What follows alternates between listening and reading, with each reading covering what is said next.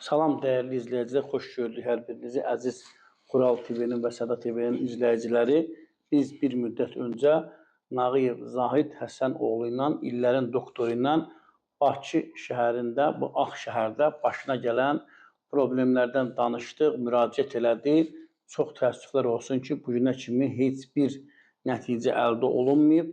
Biz yenidən buradan doktoru dinləyəcəyik. Doktorun əlində kifayət qədər arqumentləri var, faktları var. Təkrar buradan biz bu Ağ şəhərdə doktorun başına gələnləri müzakirə edəcəyik.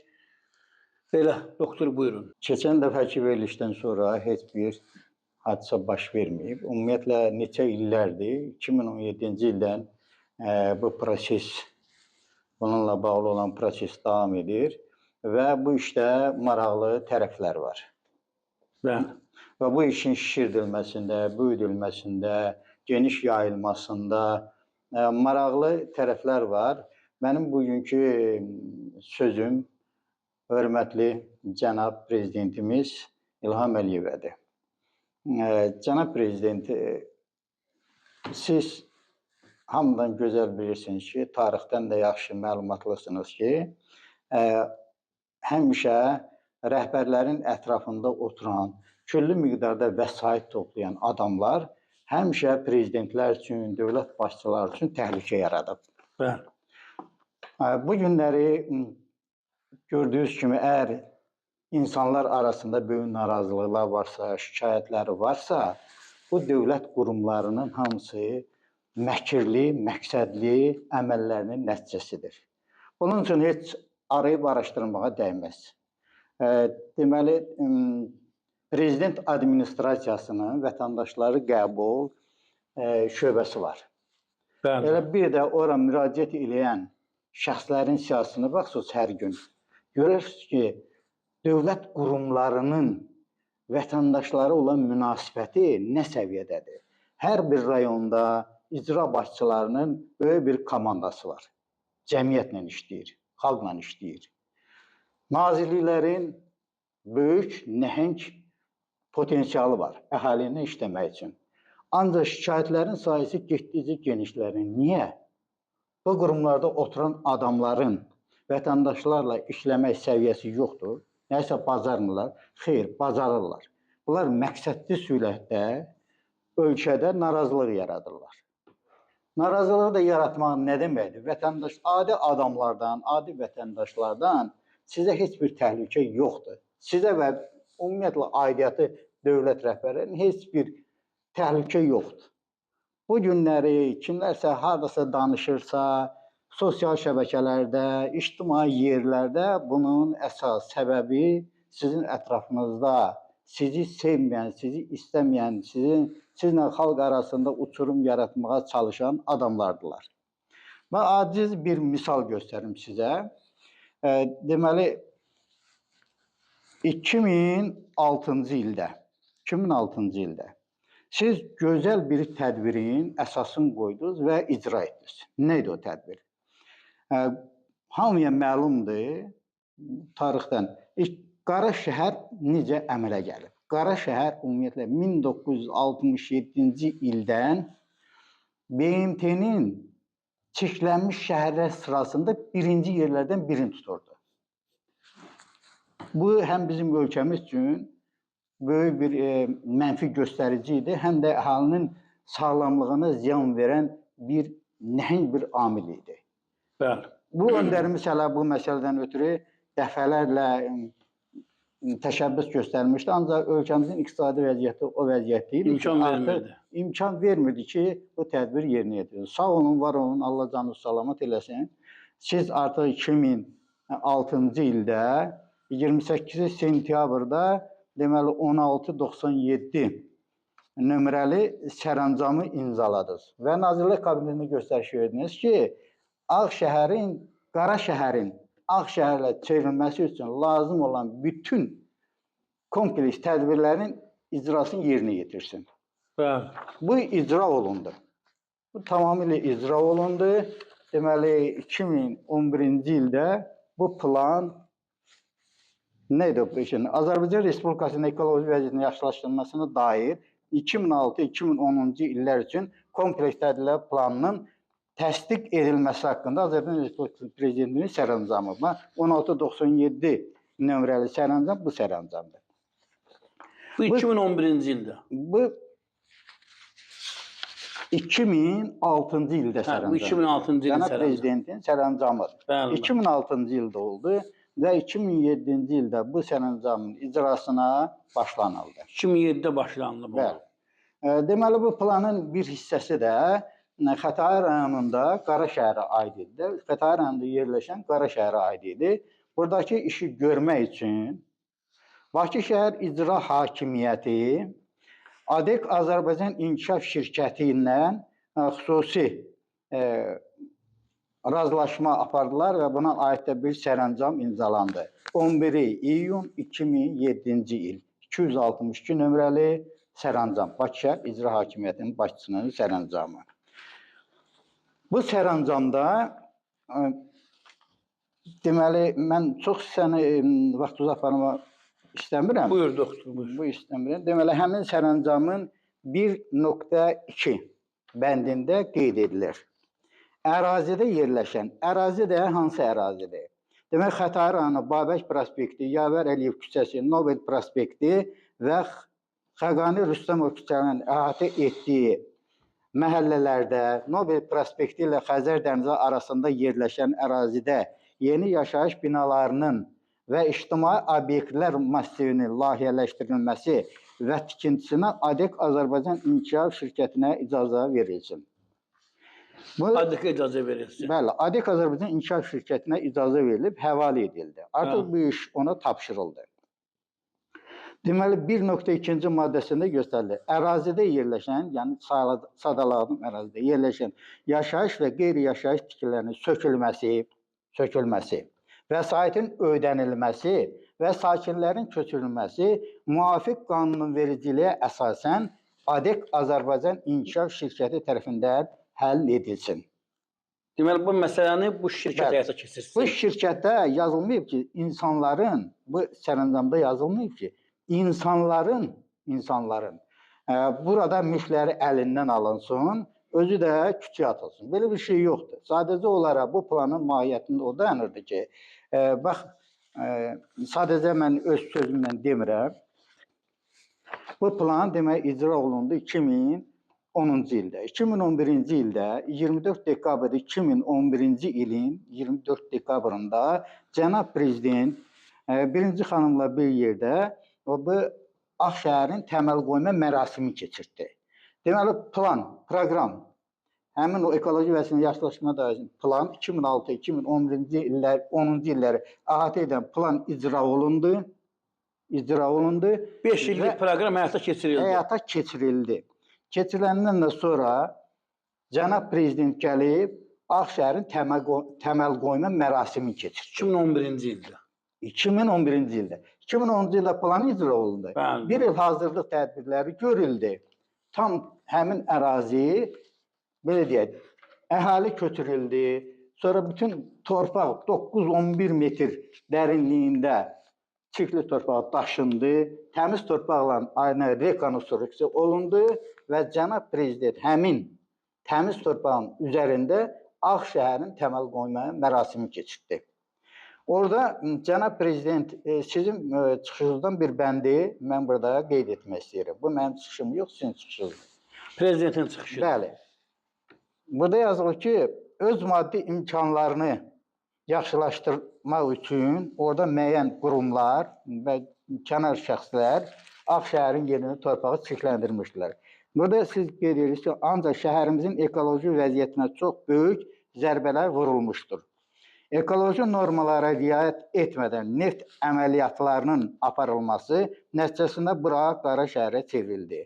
İndi bu ərazini təmizləmək üçün nə qədər böyük səylər göstərilir.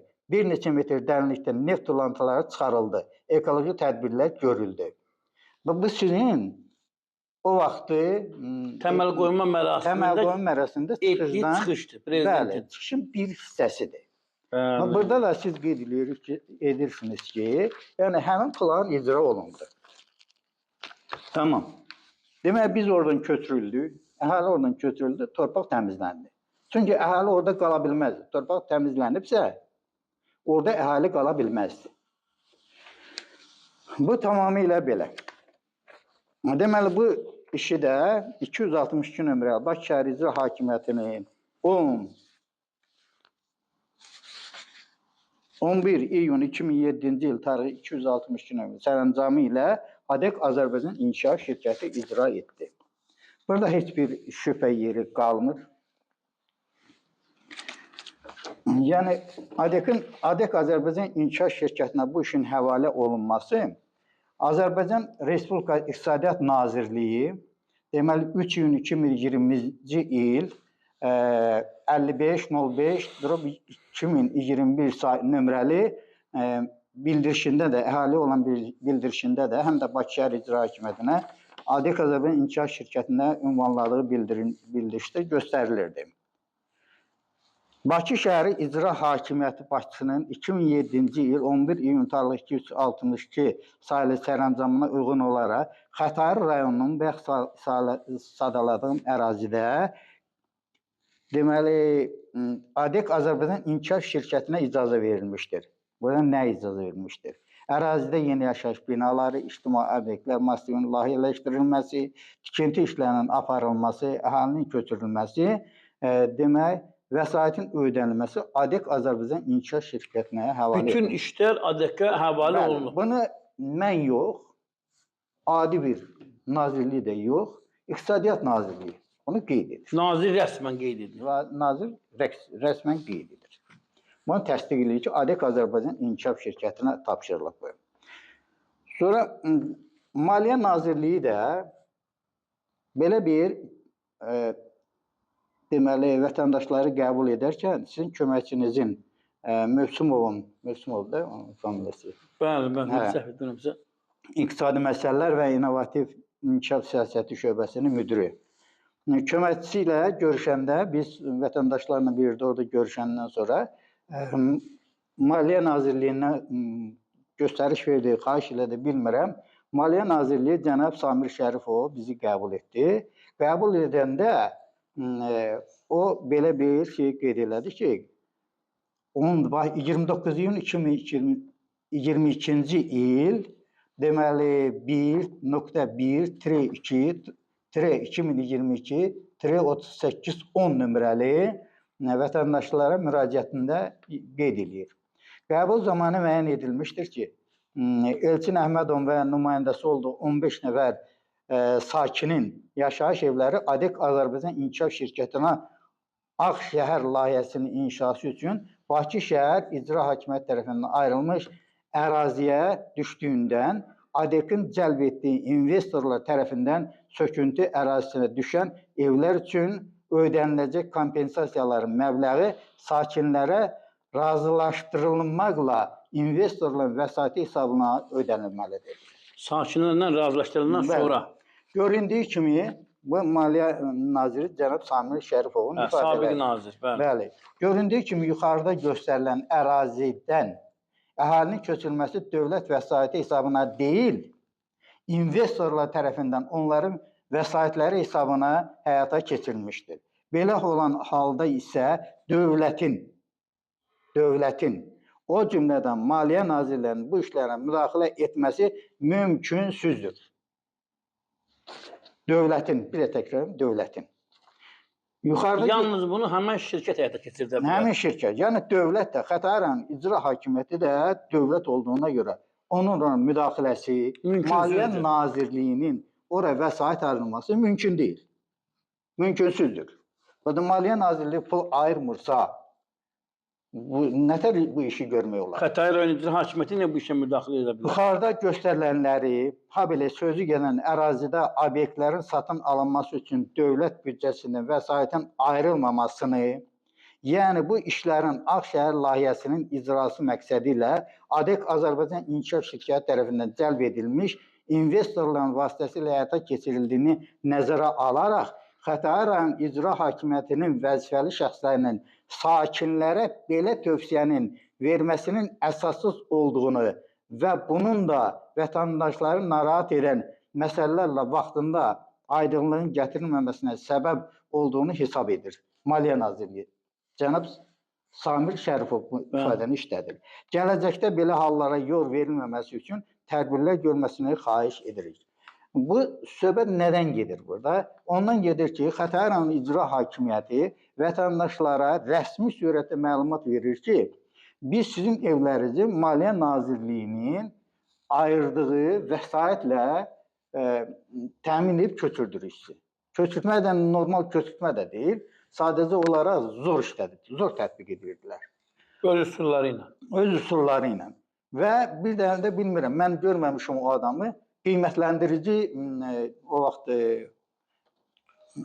Özəl qiymətləndirmə. Özəl qiymətləndirici tapmışlar bir nəfəri.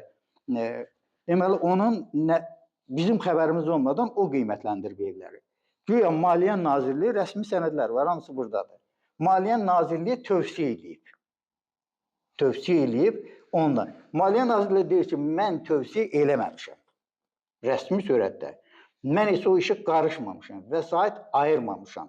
Deməli, Xətai rayon icra hakimiyyətinin başçıları keçmiş Razi Məmmədov, keçmiş də olsa bu gün də əli buradadır.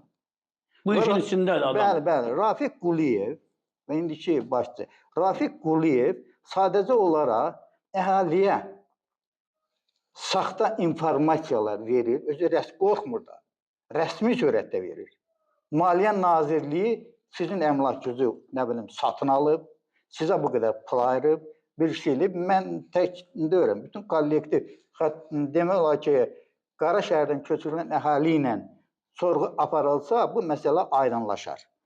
Demək, bu Xətai rayon icra hakimiyyətinin başçılarının, rəhbərliyinin məqsədi ondan ibarətdir ki,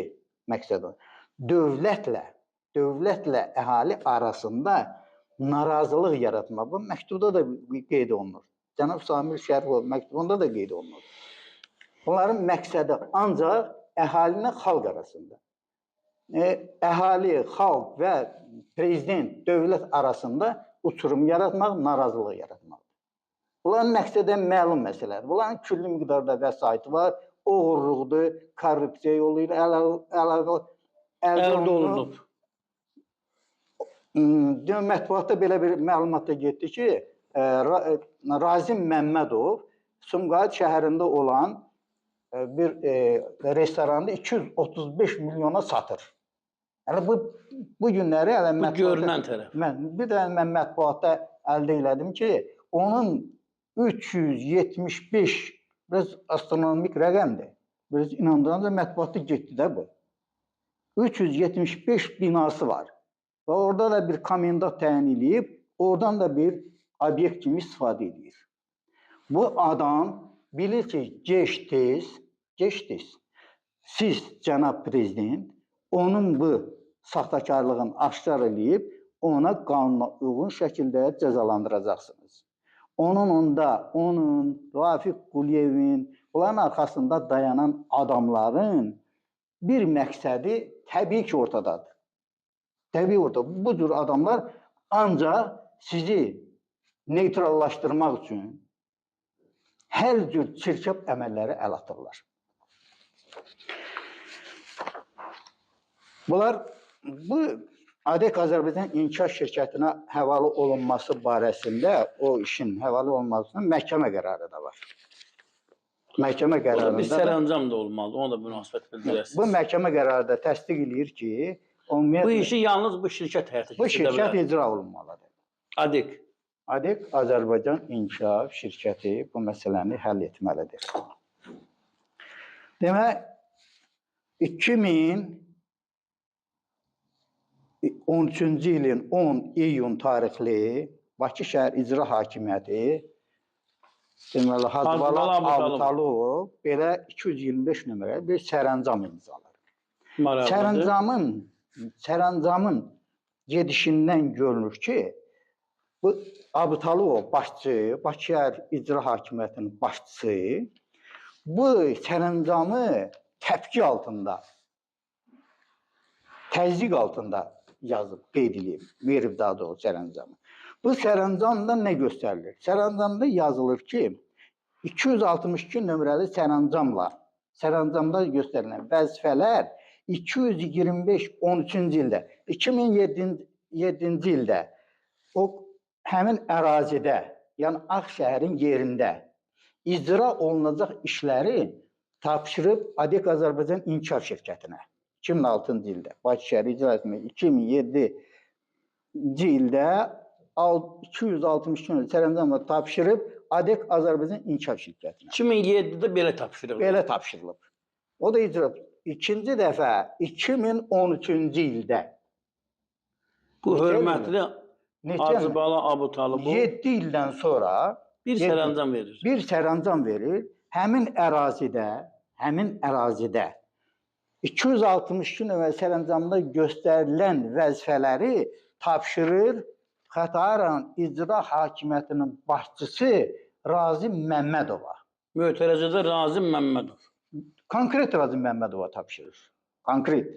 Konkret ünvan göstərir. Yəni buradan göstərir ki, Xətai rayon İcra Hakimiyyəti Razim Məmmədovdur. Bu işi sən icra eləməlisən. Əvvəl deyirlər şirkət eləməlidir. Şirkət elədi. Bəli. Təkrarən bu şirkət icra elədi. Mənim üçün şirkət icra elədi onu.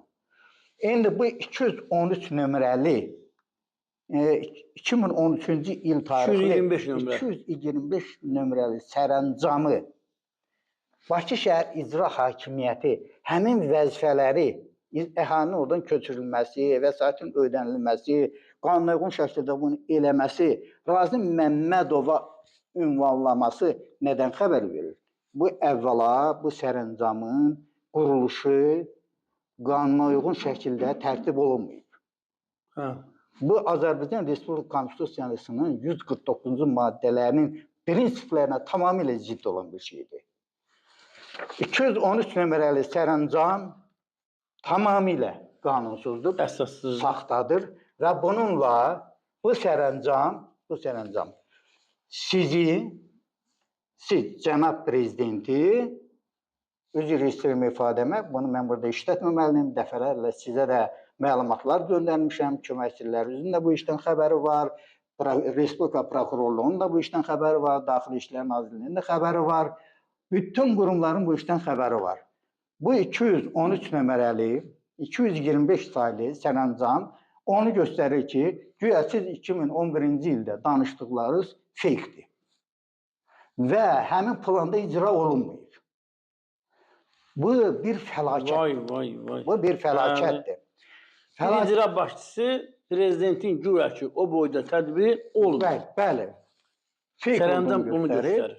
Bu öz yerində, bu məsələni 225 nömrəli sərəncamı məhkəmələr dəfələrlə məhkəmə prosesində təsdiq ediblər ki, 225 nömrəli hüquqi aktı tamamilə qanuna uyğundur.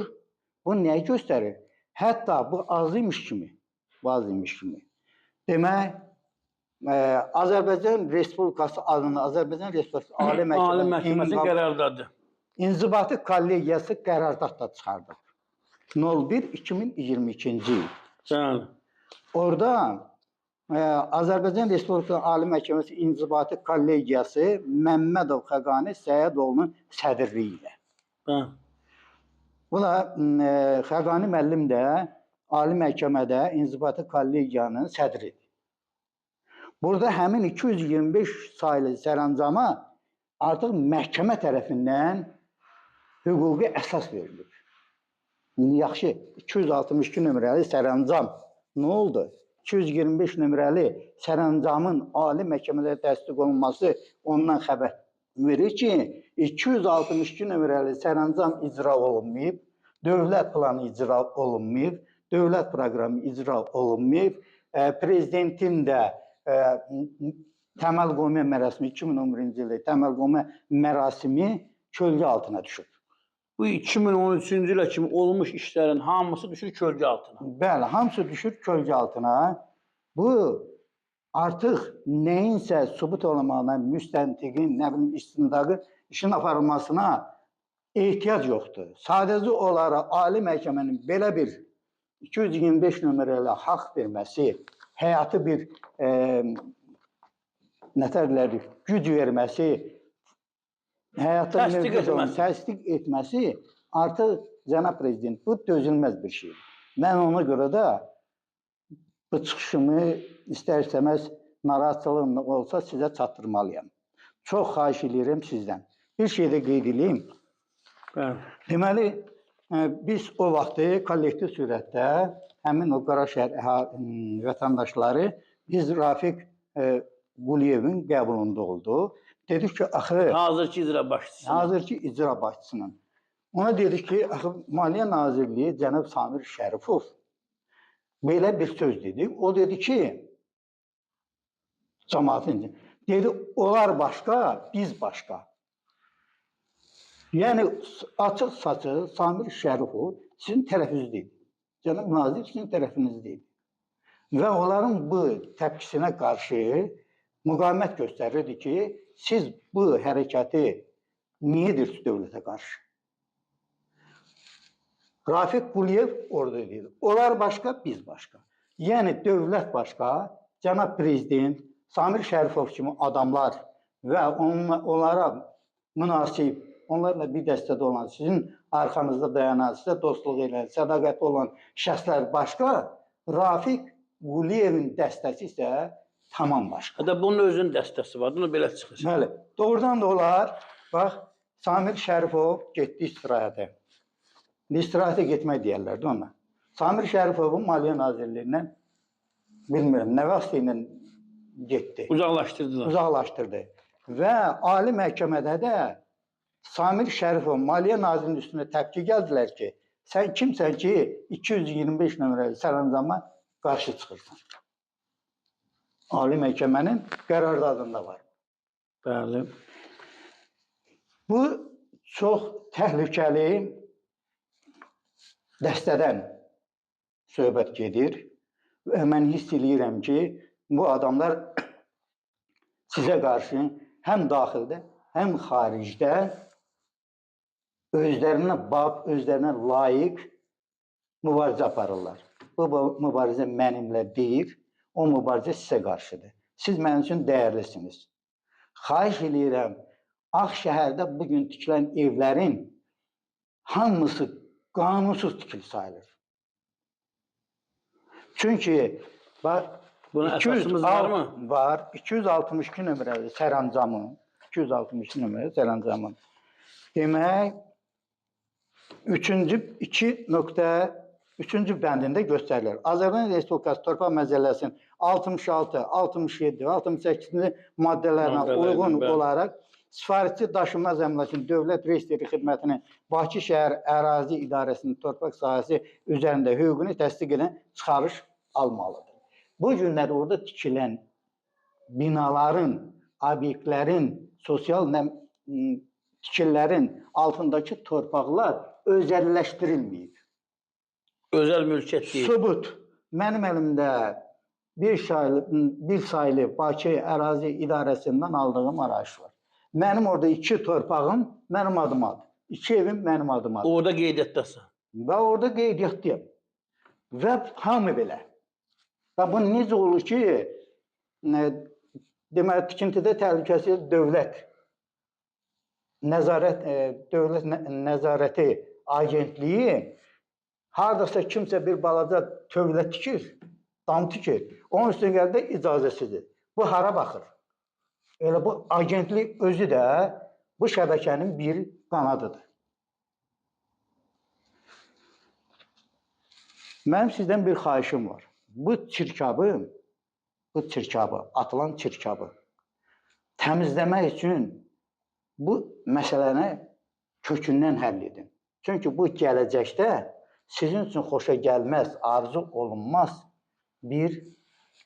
Doktor, kökündən etmək üçün neynəmək lazımdır? Kökündən bunu həll etmək üçün sadəcə olaraq cənab prezident etibar etdiyi, inandığı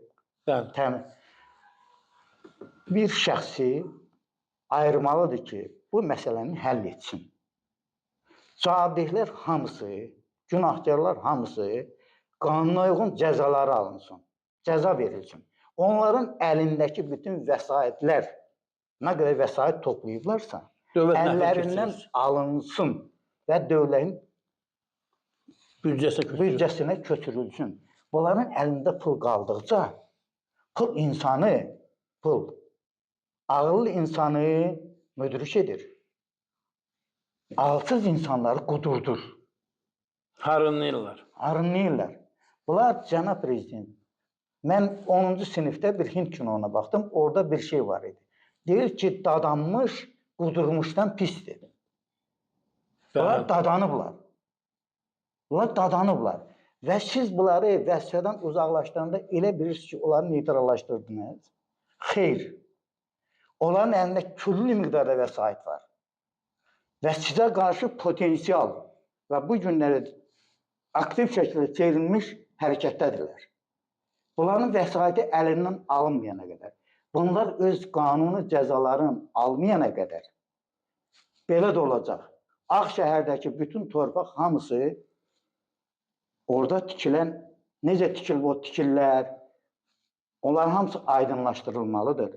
Bu qanuni səviyyə salınmalıdır. Onlara hüquqi don yedirməlidir ki, Ağşəhər kimi müqəddəs, gözəl bir tədbirə çirkab atmaq olmaz. Onu çirkabın içində üzdürmək olmaz. Xahiş edirəm, cənab prezident, bir də xahiş edirəm, bu barədə ciddi tədbir görün. Bu sadə bir məsələ deyil. Bu sənədləşmiş, ali məhkəmə səviyyəsində sənədləşdirilmiş, ortalığa qoymuş bir adını deyə bilmirəm. Bizim hal-hazırda işimiz hansı səviyyədədir, doktor? Hansı məhkəmə müstəvisindədir, hansı instansiyadadır? Mən sizə belə bir ifadəni işlətdim ki, İnzibati məhkəmənin kollegiya sədri qərardat çıxardır. Nədir? Bu qərardat başdan ayağa saxtadır. Və məqsədyönlüdür, məkirlidir və qanuna uyğun deyil. Əgər belə bir şey varsa, ümumiyyətlə Ağşəhərlə bağlı olan bütün məhkəmə işləri sifariş altındadır. Yəni bu sifariş nədən ibarətdir? Ora gələn məhkəmə işləri hamısı təhrif olunmuş şəkildə qəbul edilməsin. Məhkəmə qərarları hamısı demək olar ki, əsaslandırılmamışdır. Qanunun prinsiplərinə ziddir. Konstitusiyanın 127-ci maddəsinin tələbləri kəskin surətdə orada pozulmuşdur. Vətəndaşların mülkiyyət hüququ ümumiyyətlə pozulur məhkəmələrdə. Bu belədir. Yəni məhkəmələrdən bugünkü durumda olan məhkəmə sistemindən nəsə ədalət gözləmək mümkün deyil. Bu belədir. Cənab prezident, sizin nəzərinizə bir şey də çatdırım ki, ADEC Azərbaycan İnkişaf Şirkətinin icraçı direktoru Sadıxov Ruslan Tapdıqoğlu. Onun atası həkim olub, mən onu vacibi tanıyıram. Özləri də Laçındandır. Bu adama iş tapşırılıbsa, bu öz işini icra eləməli idi. İcra eləyibsə, əgər icra edibsə, mən qəbul edirəm icra edib. Əgər icra edibsə, 225 nömrəli sərəncama qarşı üsyan etməlidir. Niyə etmədi? Nə idi onun məqsədi? Cənab Sadıqov özü də bu işin içərisində öz şəxsi maraqları üçün fəaliyyət göstərən bir şəxsdir. O sizə hansı məlumatı çatdırırsa, onun içərisində öz şəxsi maraqları var. Xahiş edirəm onu da nəzərə alsınız. Buyurun doktor. Son olaraq. Ardına mənə gəlir ki, bu işin ardın sonra sizin icazənizlə davam edərik. Belə, dəyərli dostlar, biz Nağıyev Zahid Həsənoğlu ilə, illərin doktoru ilə başına gəlmiş bu Ağşəhər, başı bəlalı bu Ağşəhər məsələsini biz müzakirə edirik. Yəqin ki, qarşı günlərdə də bu məsələni biz müzakirə edəcək. Doktorun kifayət qədər əlində arqumentləri var, kifayət qədər əlində faktları var. Yəni, bu görünən sənədlərin mən deyərdim ki, 3%, 5% buradadır. Hələ tamam, doğru. Çoxlu məhkəmə qərarları, çoxlu müraciət sənədləri var. Yayımımızı bəyənin, paylaşın, kanalımıza abunə olun. Sağ olun, sağlıqla qalın.